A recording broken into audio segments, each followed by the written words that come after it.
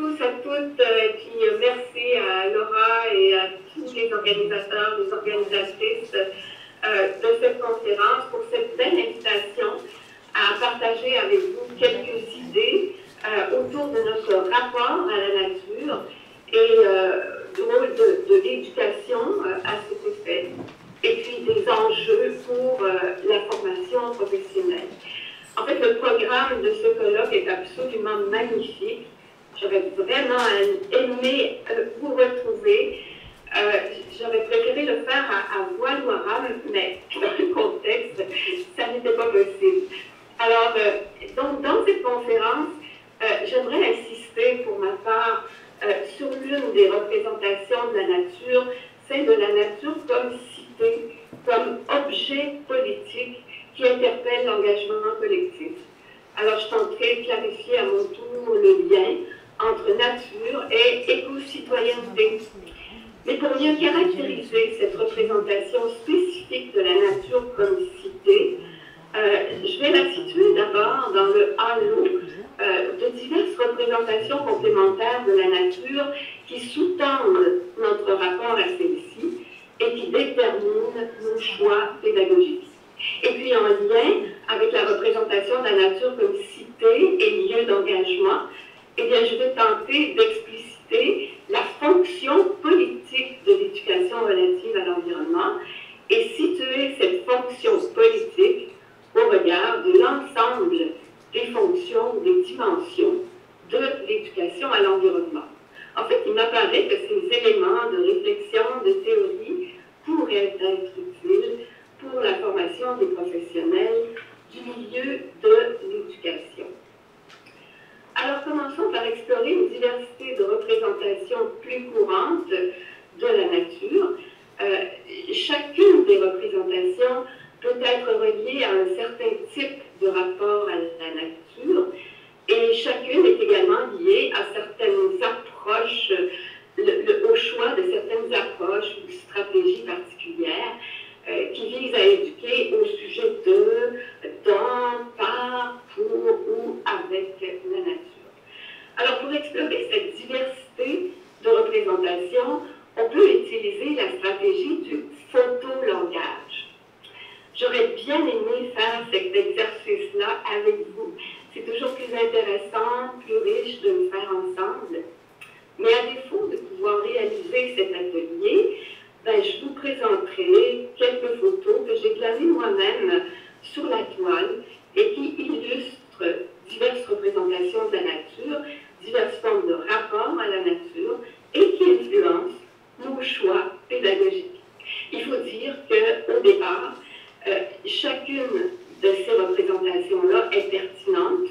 Elles sont toutes complémentaires les unes aux autres dans un projet éducatif global qui concerne notre rapport à la nature. Alors, commençons par examiner cette représentation de la nature comme une école. École au sens plus classique du terme, et qui est liée à un rapport cognitif à la nature. Ici, la nature est parfois simplement considérée comme un contexte d'apprentissage. On va transporter la classe dehors. C'est la même classe, la même dynamique d'enseignement, mais en dehors des murs. Alors, le rapport à la nature peut, à ce moment-là, être finalement très ténu. Mais évidemment, mieux encore, la nature peut devenir un objet d'apprentissage. Dans la nature, sur le terrain, on peut venir confirmer, concrétiser, compléter des apprentissages sur la nature faite en classe, mais surtout à travers notre immersion dans la nature, nos observations, nos expériences, l'ouverture de tous nos sens, on peut y soulever des questions et y chercher et trouver des réponses. Et en lien avec la représentation de la nature comme une école, eh bien, il y a la représentation plus spécifique de la nature comme un laboratoire. On observe, on aiguise nos sens, on recueille des données, on expérimente, on vérifie des hypothèses, on y développe des compétences d'ordre scientifique. Et puis, cette représentation de la nature comme un musée.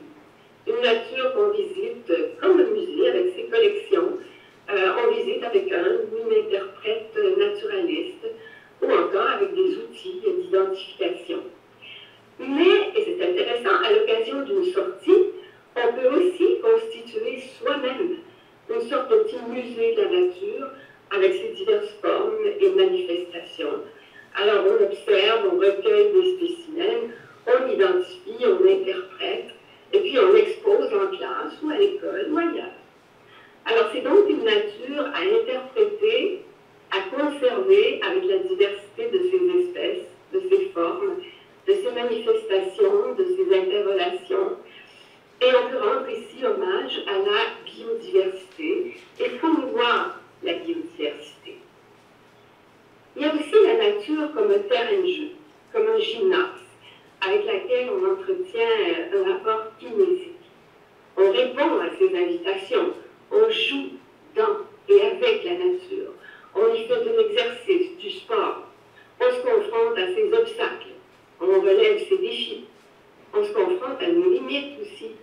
On apprend à travers le corps, dans la joie, l'audace, à travers les difficultés aussi. Et puis la nature comme un atelier, comme une source d'inspiration pour l'art ou le design. La nature qui stimule l'imaginaire, qui fait émerger des projets créatifs. La nature qui offre les matériaux pour créer. C'est la nature du land art, entre autres, de la création éphémère, ou la nature qui inspire des contes, des légendes. La nature avec laquelle on développe un rapport heuristique, un rapport artistique, un rapport artisan. Et ici, c'est la nature accueillante, comme une maison où habiter. La nature comme un nid. La nature qui donne envie d'y construire des cabanes et d'y éprouver la vie dans les bois. La vie élémentaire, dépouillée de ses artifices. La nature qui sollicite des dimensions inexplorées de soi-même. La nature, donc, comme une invitation à l'habiter et qui soulève aussi, bien entendu, des défis à cet effet. Dans certains cas, la nature est aussi reconnue comme notre matrice originelle. La nature comme lieu de recueillement, comme pôle d'appartenance. La nature avec laquelle développer un rapport affectif identitaire. Une nature dans laquelle s'immerger, à laquelle se fondre. Une nature qui suscite une réflexion sur notre être au monde, qui invite à une démarche spirituelle. La nature refuge, comme un lieu de ressourcement personnel et collectif. On y est accueilli, on y retrouve le calme, on y fait le calme en soi et avec les autres. Et aussi, dans le même registre, il y a la nature santé, la nature qui favorise la santé à l'abri de la pollution et de l'agitation, la nature qui guérit le corps et l'âme, la nature comme une thérapeute. Alors voilà, j'ai donc esquissé une diversité de représentations de la nature liée à une diversité de rapports à la nature et qui influence nos choix pédagogiques. Les choix pédagogiques d'une éducation au sujet de la nature, mais aussi une éducation dans, par, pour, avec la nature. Et c'est important de se rappeler que ces diverses représentations sont complémentaires entre elles dans une démarche globale d'une éducation centrée sur le rapport à la nature. Mais bien entendu, on pourrait poursuivre l'exercice ensemble et parfaire cette typologie des représentations. Alors, par exemple, on pourrait évoquer la nature nourricière, la nature compagne de nos vies urbaines, la nature décor. Et puis on pourrait aussi puiser dans le registre de représentation qu'on retrouve dans la société en général et qui se transpose dans les milieux d'éducation. En particulier la représentation dominante de la nature qui est celle d'une ressource à cueillir, à cultiver, à pêcher, à prélever. La nature, c'est le socle de toute vie. Mais malheureusement, c'est une nature qu'on exploite trop souvent jusqu'à la limite de sa survie et même au-delà.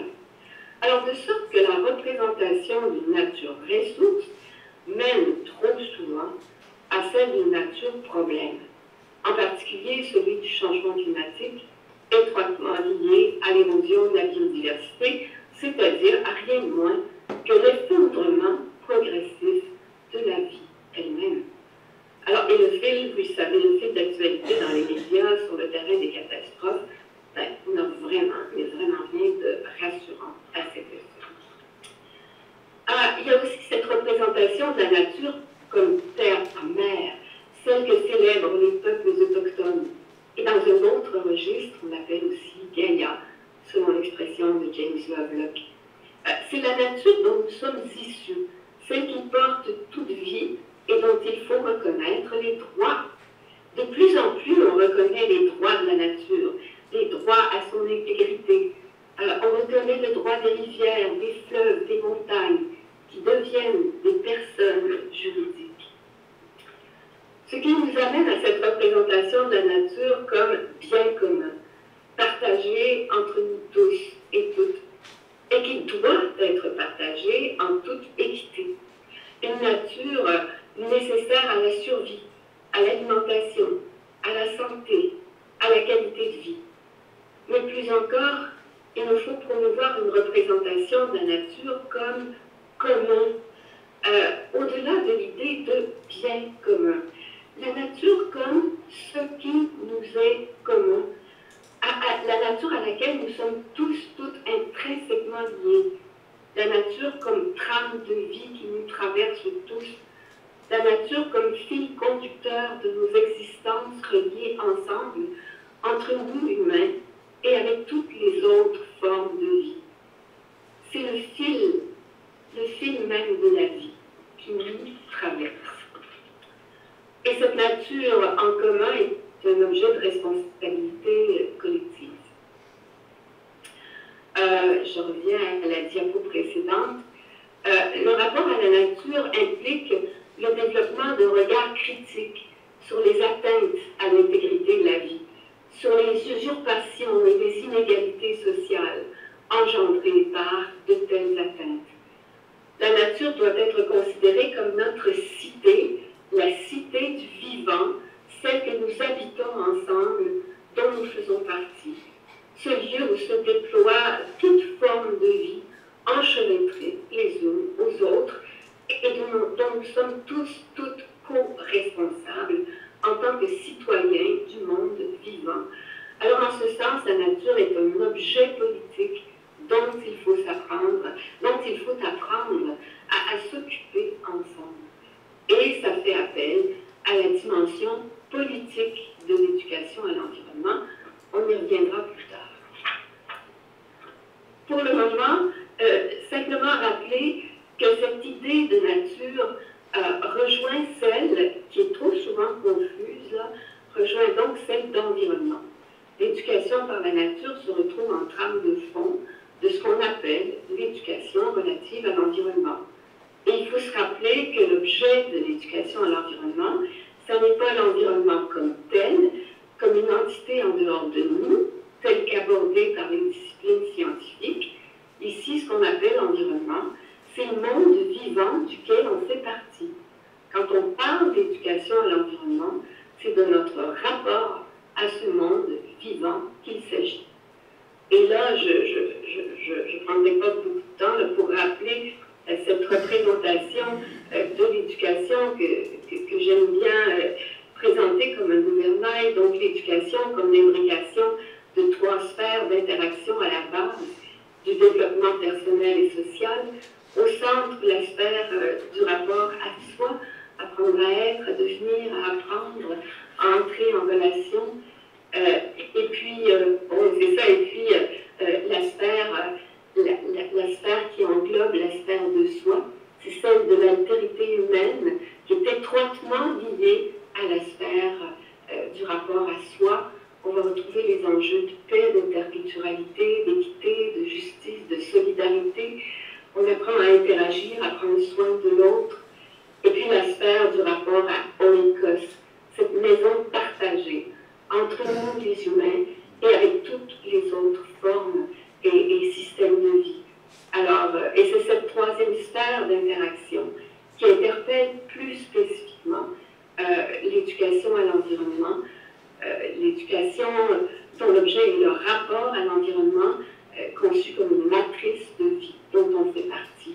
et dont il faut apprendre à prendre soin.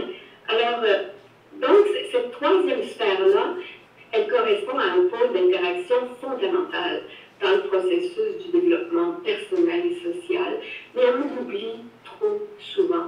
Alors, l'éducation reste tronquée et nous formons des êtres inachevés. C'est important de reconnaître que ces trois sphères-là sont étroitement reliées entre elles. Si on les distingue, c'est pour mieux analyser notre action éducative, pas pour les séparer, bien entendu, mais pour s'assurer qu'au bout du compte, on n'a rien oublié. Alors, je poursuis. Je poursuis avec cette présentation des différentes dimensions ou fonctions de l'éducation relative à l'environnement pour mieux y situer la dimension ou la fonction politique sur laquelle j'aimerais m'attarder en lien avec une représentation de la nature comme cité. Alors, donc si on parcourt rapidement ces différentes fonctions, dimensions, fonctions complémentaires, et en fait, on se retrouve que l'éducation à l'environnement est composée, évidemment, s'ouvre sur une dimension ontogénique qui concerne le développement de notre identité écologique, une dimension épistémique qui a pour fonction la construction du savoir écologique, une dimension éthique qui accompagne la recherche de signification, de valeurs, une dimension esthétique centrée sur la célébration du monde, une dimension critique qui stimule le questionnement, une dimension heuristique qui invite à la recréation de monde, et une dimension politique qui mène à l'engagement. C'est à celle-là qu'on s'attardera un peu plus tard. Mais évidemment, encore une fois, il faut souligner que ces dimensions-là ne sont pas coupées, isolées les unes des autres. Si on les nomme, c'est pour mieux analyser notre action éducative et s'assurer de ne rien oublier au bout du compte. Alors, très rapidement, on les voit chacune d'elles, ces dimensions-là. Donc, la dimension ontogénique, celle qui concerne la genèse de soi dans le monde, celle qui s'intéresse à la construction de notre identité écologique, celle qui stimule la conscience de soi en relation avec le monde vivant, avec oikos comme partie d'oikos. Et il existe une très belle littérature sur la contribution de l'éducation à la construction de soi dans le monde sous différents angles. Donc, je citerai en particulier les travaux de Michel Tomachot sur l'identité écologique, notre entité du vivant au creux du monde vivant, les travaux de Gaston Pinault, de ses collègues sur l'éco-formation, dont ceux de Ron Bischoff. L'environnement nous forme et nous transforme, rappelle Dominique Cotreau, tout autant que nous le formons et le déformons. Alors, il y a aussi les travaux de Tom Berryman sur l'éco-ontogénèse, la genèse de soi en rapport avec le monde vivant. Dans son récent ouvrage, Bruno Latour insiste sur l'importance de notre ancrage dans ce monde. Notre ancrage non pas tant sur Terre, mais avec Terre, qu'il appelle aussi Gaïa. Et son livre s'intitule « Où suis-je ?» C'est une question toute simple mais oubliée et qui est étroitement liée à cette autre question « Qui suis-je ?» Alors Bruno Latour va rassembler les leçons fondamentales du confinement à l'usage des terrestres que nous sommes, mais qui avons tendance à oublier, évidemment, cet ancrage, cette appartenance, qui avons tendance à la fuite, à diverses formes de fuite, alors que basculent les conditions mêmes de la vie sur Terre. Alors l'auteur nous incite à comprendre que la nature n'est pas une entité en dehors de nous.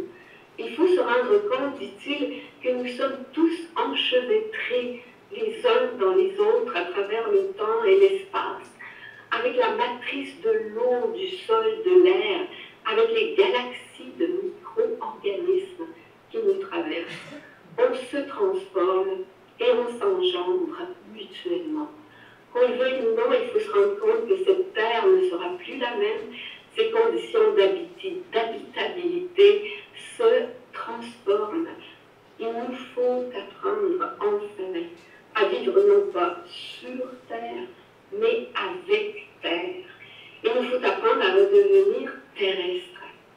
Bruno Latour observe que la mutation des conditions d'habitabilité de la Terre entraîne notre propre mutation, qu'on le veuille ou non. Et nous, éducateurs, nous sommes interpellés au premier rang dans cette dynamique de métamorphose. C'est une éducation à la mutation qu'il nous faut promouvoir, et rien de moins. Maintenant, la dimension épistémique de l'éducation à l'environnement, qui invite à la reconnaissance de la complexité du monde, reconnaissance de l'incertitude, de l'importance de co-construire ensemble le savoir, de co-construire des savoirs et des interprétations du monde. Le savoir environnemental, il est vivant, il prend diverses formes. Tout le savoir n'est pas enfermé dans les rayons de la bibliothèque. Il se construit au fil des jours et nous contribuons à le construire. On apprend qu'on ne peut pas tout savoir au départ d'un projet et que tout le savoir nécessaire n'est pas disponible d'ailleurs. C'est insécurisant, alors il faut apprendre ensemble. On apprend qu'on peut contribuer à construire le savoir environnemental par nos questions, nos réflexions, notre engagement critique dans l'action. C'est donc un appel à l'engagement, parce qu'on apprend dans l'action. Donc c'est un appel à la collaboration, à la rigueur, pour construire le savoir. Aussi, le savoir, l'information, c'est une ère de la guerre. C'est ça qui va donner de la légitimité, de la crédibilité à nos propos, à nos contributions dans les débats. C'est le carburant de la pensée critique qui est elle-même au fondement de la posture politique. D'où l'importance d'une approche critique du savoir véhiculé par les médias ou les acteurs du monde politico-économique. Il nous faut apprendre à construire un argumentaire collectif en toute rigueur. On apprend entre autres à contrer la mystification d'une certaine science. On apprend aussi la valeur du savoir citoyen, du savoir de terrain, du savoir d'expérience. Maintenant, la dimension éthique, on associe parfois l'éducation relative à l'environnement à l'enseignement des valeurs environnementales. Mais est-ce qu'on peut vraiment enseigner des valeurs? Est-ce qu'on doit transmettre les valeurs? Alors, quelles valeurs? Et qui décide des valeurs à transmettre? Et quelle est la signification de ces valeurs-là? Alors, on entre ici dans le grand vertige de la réflexion éthique en matière d'environnement. Ça nous amène à clarifier nos propres valeurs et aussi à clarifier le sens des valeurs qui percolent dans les discours sociaux. Alors, que signifient par exemple les valeurs de respect, de responsabilité, de vie, de santé? Alors, les valeurs n'ont de signification qu'en fonction du système de valeurs où elles s'insèrent. La valeur de respect de la nature, par exemple, n'a pas du tout la même signification si la nature correspond à un ensemble de ressources à ne pas épuiser pour assurer un développement durable, que si ce respect de la nature est fondé sur la reconnaissance du droit de la nature à son intégrité. La dimension éthique de l'éducation relative à l'environnement invite à explorer la riche diversité des propositions éthiques. Et ça s'adresse à la formation des professionnels et aussi aux étudiants, évidemment, qui ont une capacité réflexive là, plus avancée. Alors donc, chaque proposition éthique est construite autour d'une valeur pivot, soit la reliance, par exemple, le bonheur, le commun. Bon, on connaît l'éthique de la reliance chez Spinoza, qui est au fondement d'une éthique de la joie, l'éthique de l'indignation, l'éthique de la colère comme moteur d'action, telle que développée par Majo Ansot, l'éthique du commun, mise en lumière par Dardot et Laval, l'éthique de l'éco-justice, et puis plusieurs autres propositions qu'ont explorées entre autres Catherine et Raphaël Larère. Et puis, il faut se rendre compte que l'éthique de l'environnement, de la nature, c'est un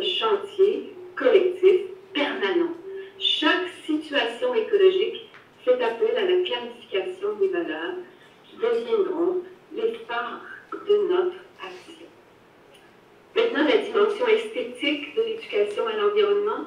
L'art, bien sûr, c'est un mode de production et d'expression de soi dans le monde.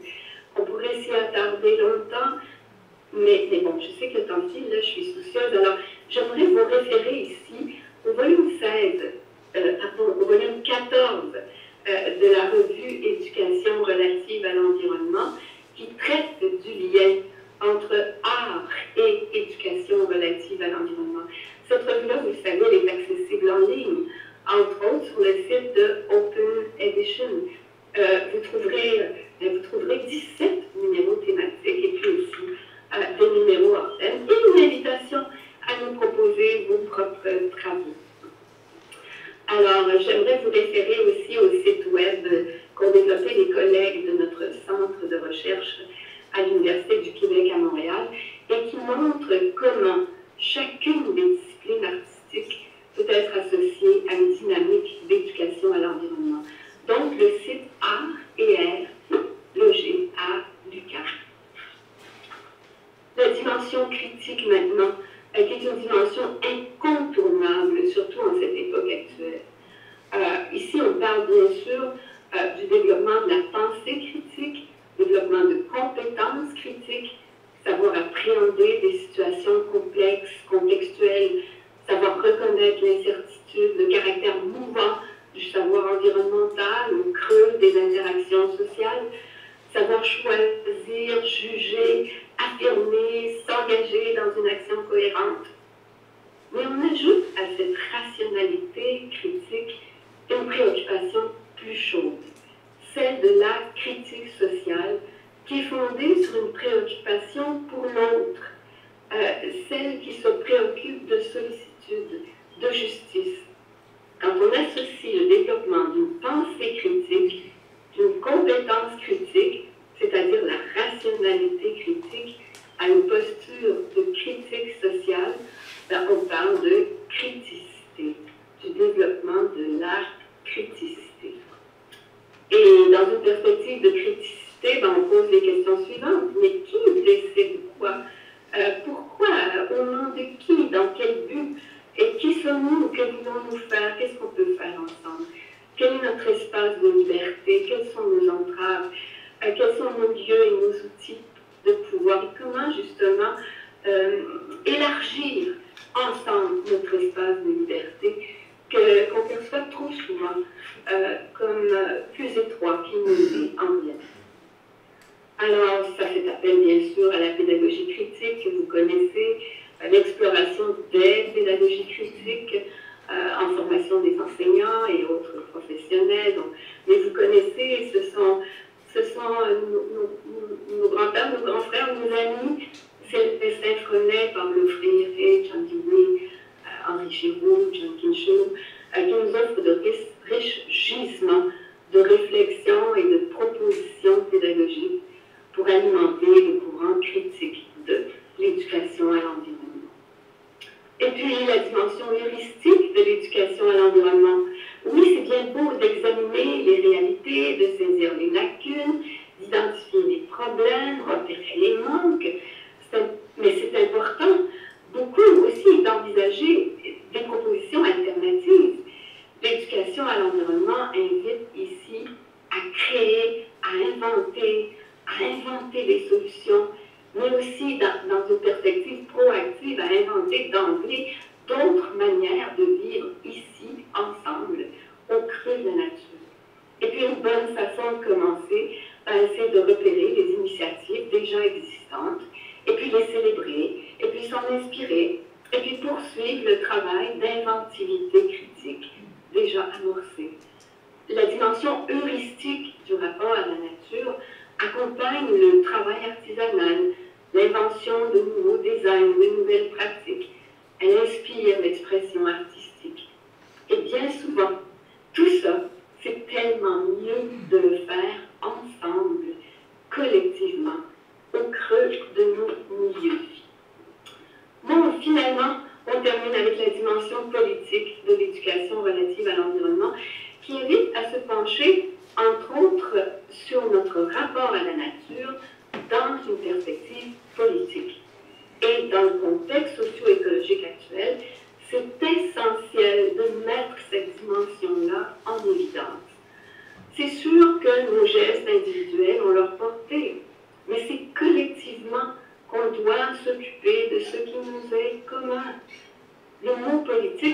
faire peur, peut sembler étranger à la sphère de l'éducation. Pourtant, politique veut dire qui concerne des choses publiques. Et l'environnement et l'éducation sont des choses publiques par excellence.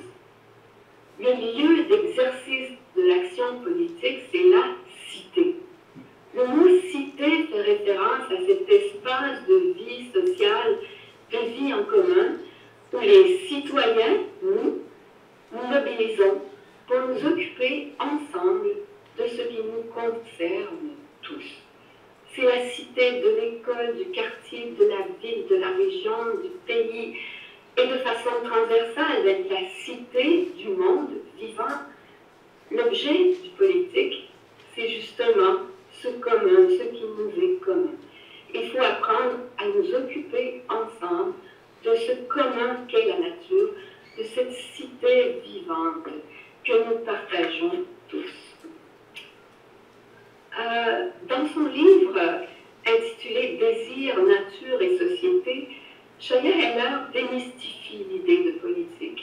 L'activité politique, c'est ce qui se passe quand les citoyens se réunissent pour discuter, débattre et décider des mesures politiques qui conditionneront leur existence en tant qu'habitants d'une ville, d'un village, en fait en tant qu'habitants de tout territoire de vie sociale, comme on l'a évoqué, une école, un lycée, une université, une usine, une ville. L'activité politique est ici essentiellement reliée à l'exercice d'une démocratie participative, délibérative, active. La dimension politique de l'éducation à l'environnement, elle est fondée sur l'éducation à la démocratie. Et ici, dans la cité du monde vivant, la démocratie doit prendre en compte les droits de la nature, et en particulier le droit à son intégrité. Une telle dynamique démocratique peut se vivre dans tous nos projets de vie collective. Le jardin partagé, par exemple, le projet d'agriculture urbaine, l'aménagement d'un espace collectif, ce sont tous des exemples, des créneaux de réflexion et d'action politique. La dimension politique de l'éducation à l'environnement fait référence au développement d'une compétence politique, éco-politique, pour favoriser un rapport harmonieux entre nous et la nature. Savoir exercer une vigilance critique sur les atteintes à l'intégrité de l'autre et de l'autre comme nature. Savoir dénoncer, résister, choisir, proposer. Savoir s'engager dans les débats publics. Savoir créer des pratiques respectueuses de l'autre, dont les êtres de nature. Savoir innover, concevoir des projets collectifs pour préserver la nature, pour mieux vivre avec la nature. Savoir s'engager avec authenticité, rigueur et courage. Et le développement d'une compétence éco-politique est associé, bien entendu, au développement d'une éco-citoyenneté, d'une citoyenneté ancrée dans la maison de vie commune. Il faut apprendre ici à vivre ensemble, mais à vivre ici ensemble, avec terre, dirait Bruno Latour, et de dégager et de s'engager dans un tel projet politique.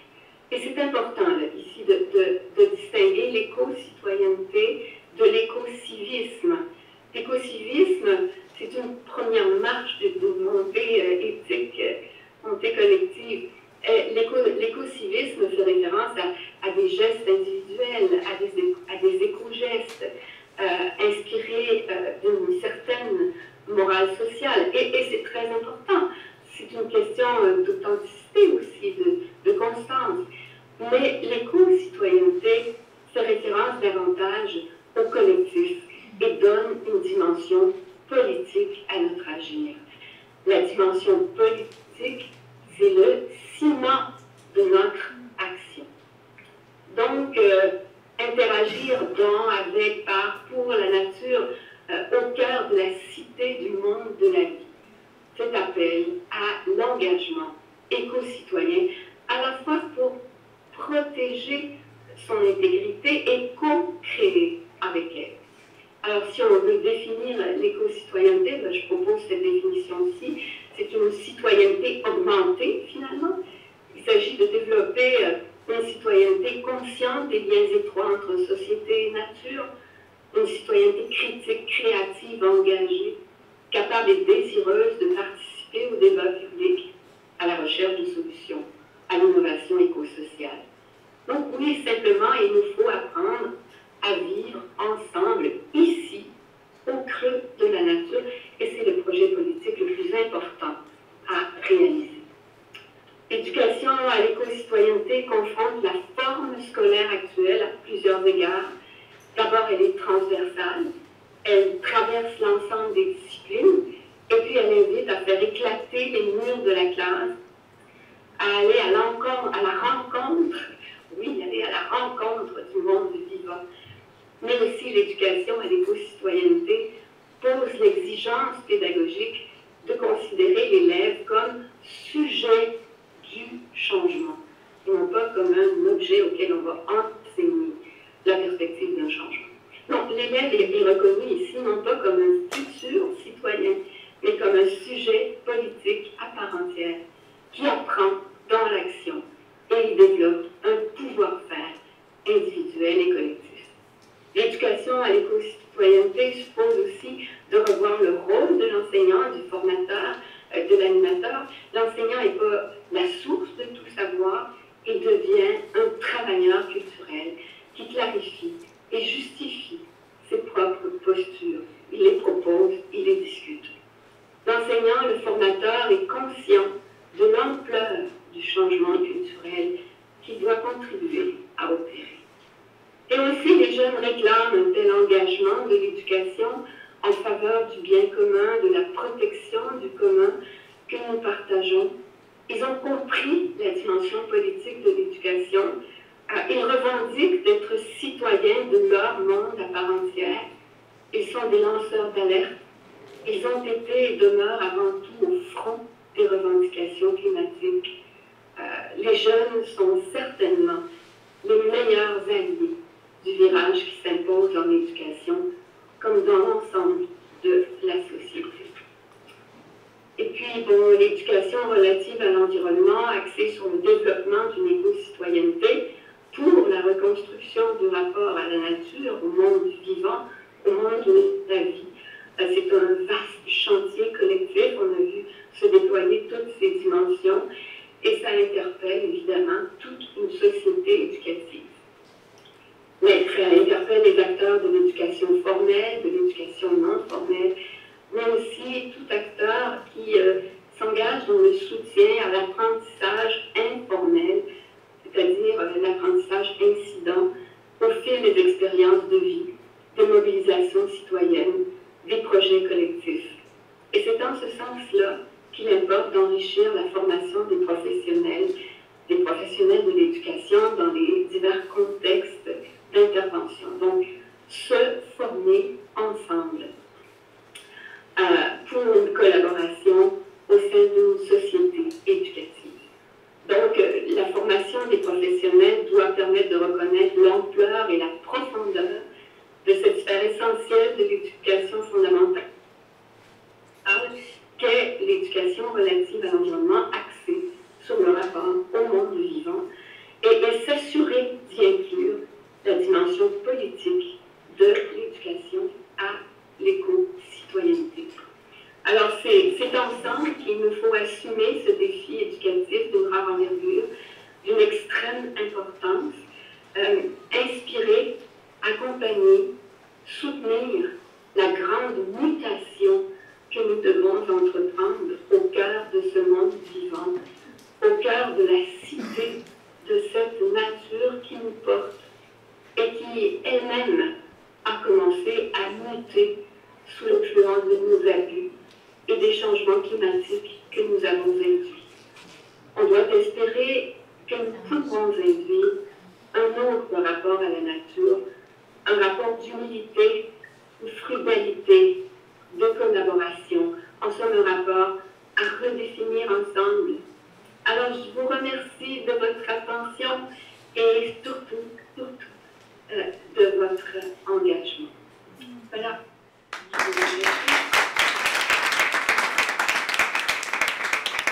Ici, on va ouvrir une série de questions avec le public. Nous allons donc tester le son, voir si vous entendez bien les questions. Merci beaucoup Lucie. Vous nous avez dit que la compétence politique, elle s'apprenait aussi par les succès, parce que les jeunes, les enfants apprennent à faire et réussissent à faire. Et je trouve que c'est extrêmement important, mais difficile à mettre en œuvre. Comment est-ce que vous nous conseilleriez d'aborder ça? Je réponds maintenant? Oui, Lucie, on va prendre question par question parce que c'est normal. Mais je n'ai pas bien compris ton nom. Laure Kleutzer. Non, d'accord, mais ça me fait plaisir. Ben, c'est une belle question et c'est vrai qu'on a besoin d'éprouver, de reconnaître le succès. Et c'est pour ça qu'il faut démarrer avec de petits projets humbles, à la mesure de nos capacités de celles des enfants, et aussi qui tiennent compte des contraintes et du contexte dans lequel on se retrouve.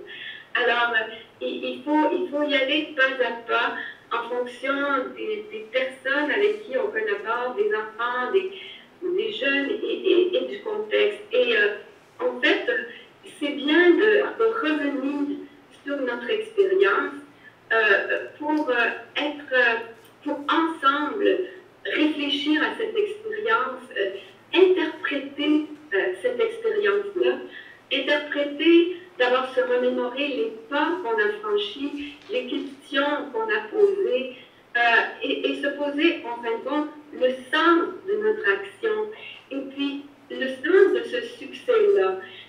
Et se dire, mais comment on pourrait poursuivre dans cette voie? Et puis, vous savez, il faut toujours mettre le mot succès ou victoire, entre guillemets, n'est-ce pas?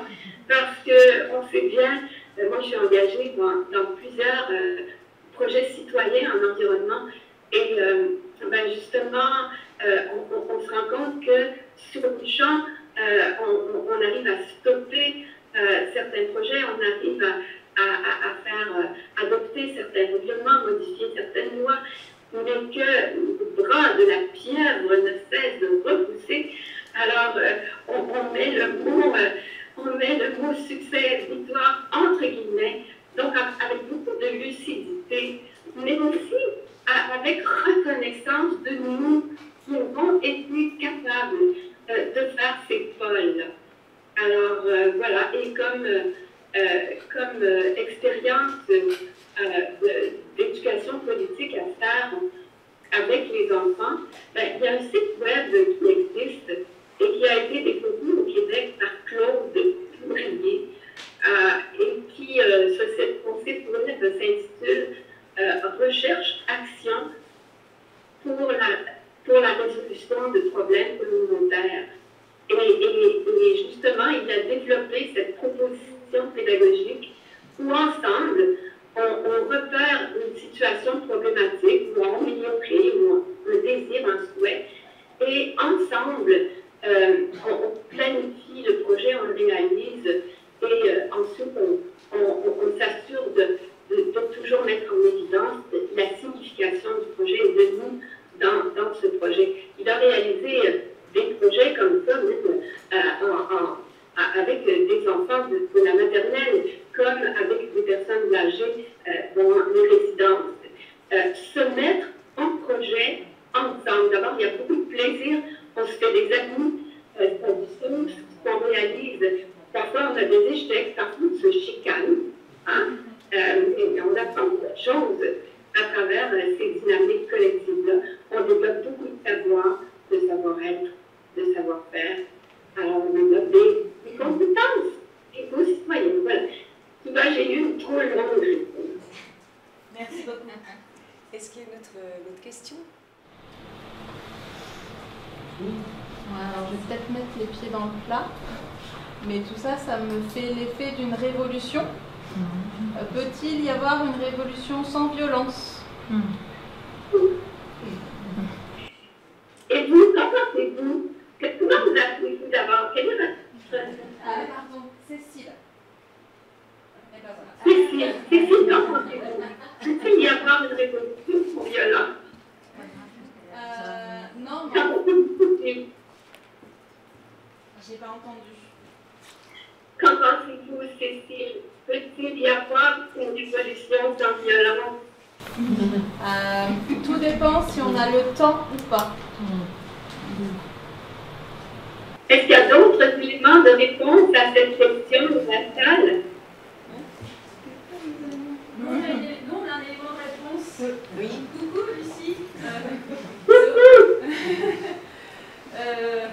On était en train de, avec Marie-Laure Giraud, là, on travaille dans la recherche-action participative Grandir avec la nature. Et puis, tu sais, moi j'étais en train de m'interroger en fait sur mon carnet. Et on était en train j'avais écrit quelque chose et on était en train de se mettre d'accord qu'il y avait une dimension politique des processus et des manières d'être. Et que peut-être que par là, la révolution, elle peut être pas forcément violente, quoi. Je ne sais pas ce que tu en penses. Tu vois, de faire collectif, mais tu as déjà répondu, en fait. Oui, en fait, je pense qu'à tout prix, il faut éviter la violence. Et c'est dans ce sens qu'il est important de convoquer les dynamiques démocratiques, dont la démocratie participative, la démocratie active, évidemment. Donc, à tout prix, il faut éviter et dénoncer la violence, mais la dénonciation de la violence doit avoir la voix très forte et doit s'accompagner de stratégies politiques. Donc, parce qu'on se rend compte que de toute façon, les changements nous arrivent de façon très violente de la part des dynamiques politiques en France, et je pense à l'Ukraine en ce moment. Et de toute façon, les changements nous arrivent de façon très, très violente. Donc, il faut à tout prix, toujours dénoncer la violence, mais remplacer la violence par une force profonde et tranquille et collective. Et une force multiple aussi. C'est pour ça que pour moi, le mot environnement, ça va avec le mot ensemble. D'accord? Tout seul, on ne peut pas faire grand-chose. Oui, il y a nos éco-gestes, oui, il y a notre propre cohérence, mais en fait, on ne peut pas faire grand-chose. Donc, non la violence, mais la force, la grande force tranquille et persistante du phénomène collectif. Ça serait mon élément de réponse. Donc, je suis Magali et j'interviens dans un institut de formation, je suis enseignant-chercheur. J'ai beaucoup aimé votre typologie de la nature comme terrain de jeu, atelier, et vous développez aussi la nature maison, habiter, un nid, donc le rapport à l'habiter. Est-ce que vous pourriez développer justement par rapport à ce que vous entendez comme la cabane pour habiter, s'il vous plaît? Oui, il y a Dominique Bassoir qui a écrit un très bel article sur l'idée de la cabane en éducation à l'environnement. Là, j'ai malheureusement pas assez de mains et de tête pour la toucher et puis l'envoyer en même temps. Mais si vous consultez la revue Éducation relative à l'environnement sur le site Open Édition, et si vous demandez d'en rechercher Dominique Bassoir, il y a, si ma mémoire est bonne, si je me trompe, j'écris à Laura tout de suite après notre échange. Alors, et elle a écrit sur la cabane. Alors, si ce n'est pas dans cet ouvrage-là, je vous mentionnerai un autre ouvrage. Alors, en fait, vous connaissez notre situation forestière au Québec, la cabane au Canada, c'est mythique. Et ça le reste, ça le reste. Mais pour des enfants qu'on amène en forêt, par exemple, parce que c'est surtout la nature forêt qui incite à se construire une cabane. La nature forêt nous invite à y demeurer. Elle se présente comme une bonne demeure. Et on voit bien souvent les enfants envie de se faire un abri, une cabane, envie d'y rester, de simuler la vie dans les bois. Et pourquoi pas permettre d'expérimenter ce processus, d'expérimenter cette vie dans la nature, on sent cabalant avec elle. Et d'ailleurs, il y a une expérience au Québec d'une garderie en forêt où les enfants, littéralement, habitent la forêt. Il y a une cabane dans la forêt, mais il y a aussi des endroits dans la forêt où on peut explorer, se construire ou explorer d'autres petites cabanes pour divers types d'activités. Et cet article-là va apparaître en ligne également bientôt dans la politique d'éducation relative à l'environnement. Je ne sais pas, je vais apporter quelques éléments. Oui, la nature qui nous prend dans ses bras comme une maison, je pense qu'on peut inviter à l'écouter. Comme elle est une maison pour les oiseaux et les animaux, donc c'est une maison partagée, c'est l'idée de maison. Voilà. Vraiment, je vous remercie beaucoup d'avoir fait référence aux pédagogies critiques, en particulier à la pédagogie Freinet qui s'est intéressée dès sa création et puis dès son émergence à la place de l'environnement dans l'éducation des enfants. Donc, en tant que membre du groupe Recherche et Formation de l'ICEM Pédagogie Freinet, évidemment, je suis tout à fait sensible à cette question que vous avez soulevée, cette information que vous avez apportée qui est extrêmement importante et qui montre aussi, si on essaie d'apporter des éléments de réponse à la question de comment se fait la révolution d'une certaine manière, qu'il y a des tentatives des institutions ou même des démarches des institutions qui fractionnent et morcellent les approches des pédagogies critiques pour les intégrer dans les programmes scolaires, par exemple, et qui, ce faisant, fondent et masquent d'une certaine manière la force, l'audace et le courage des militants qui abordent des aspects liés à l'environnement, des méthodologies, des approches, mais dans un ensemble évidemment systémique, qui sont caractéristiques d'une énergie évidente, mais qui perdent de leur force quand les institutions les intègrent de manière, sans les nommer parfois, aux textes officiels et dans l'éducation formelle. Je pense que pour beaucoup d'entre nous, ça fait un peu trop longtemps qu'on a relu les œuvres fondamentales de Freinet, de Dewey, en fait, on les a lus quand on était en formation. Et parfois, on lit des interprétations de nos propositions par des auteurs dans des articles contemporains. Mais je pense que ça vaut la peine d'être relu. Célestin Freinet est un visionnaire incroyable d'une éducation contemporaine appropriée, adaptée. Lui, évidemment, il travaillait avec l'imprimerie. Maintenant, on est toutes prises avec nos écrans. C'est un autre enjeu, ça, la prison des écrans. Et en même temps, l'écran peut être un tremplin. Alors, on n'a pas encore appris. On est en train de tenter de maîtriser cette bête à laquelle on est enchaîné. Alors, oui, je pense que tous, merci d'avoir évoqué Freinet, Paulo Freire et tous ces grands auteurs de la pédagogie critique. Et puis, relisons-les. Bien sûr, les écrits datent de plusieurs décennies, mais c'est encore tellement actuel. Un très très grand merci. Ça devrait être. Encore bravo.